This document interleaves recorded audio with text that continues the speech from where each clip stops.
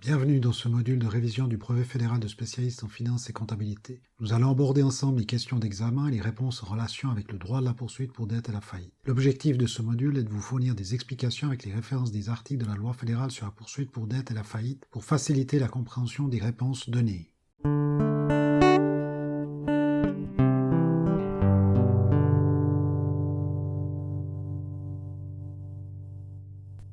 Pour vous tenir informé des nouveaux cours et exercices corrigés de Better Study, n'oubliez pas de vous abonner à la chaîne et de cliquer sur la cloche. Examen 2025, lettre A. Vous deviez déterminer le mode de poursuite. Cas numéro 1. Il y avait un piège puisque le fondé de procuration n'est pas soumis à la poursuite par voie de faillite et il s'agissait bien du mode de poursuite par voie de saisie. Cas numéro 2.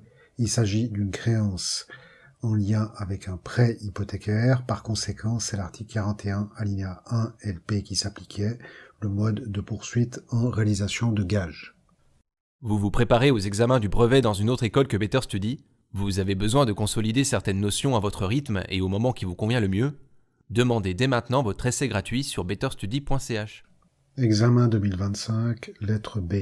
Dans ces deux cas, vous deviez déterminer le fort de poursuite. Le cas numéro 1, le lieu d'exploitation d'un commerce ne constitue pas un fort de poursuite, donc c'est bien le domicile du débiteur, soit Caroline Muller, qui constitue le fort de poursuite, soit Astefa, au sens de l'article 46 alinéa 1 LP. Dans le deuxième cas, il s'agissait d'une créance en réalisation de gages immobiliers, par conséquent, c'est le lieu de situation de la chose, donc de l'immeuble, à savoir Davos, en vertu de l'article 51 alinéa 2 LP.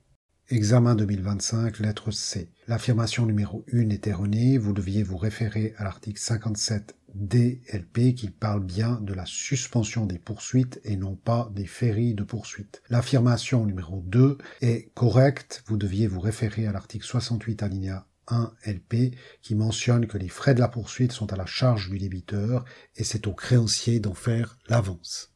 Chaque année, des centaines d'apprenants nous font confiance. Vous aussi réussissez vos projets avec les cours en ligne de Better Study. Contactez notre institut pour votre essai gratuit sur betterstudy.ch. Examen 2025, lettre D. Vous deviez vous référer à l'ordre des créanciers en vertu de l'article 219 LP. Par conséquent, vous aviez la créance garantie par une hypothèque de banque SA qui était colloquée en tout premier. Venaient ensuite les créances salariales des employés de Scholterbeck au cours des 4 derniers mois, qui est de la créance de première classe. Venaient ensuite les créances de prime AVS, AIAPG, AC, CAF, qui est de la deuxième classe, puis les créances des fournisseurs de marchandises, créances fiscales, créances de loyer, troisième classe, et en dernier lieu, près de l'actionnaire majoritaire, qui venait en dernier. Je vous remercie d'avoir suivi ce programme de révision. Si vous avez une question, une clarification ou un commentaire, n'hésitez pas à nous contacter via les adresses de contact que vous voyez ici à l'écran.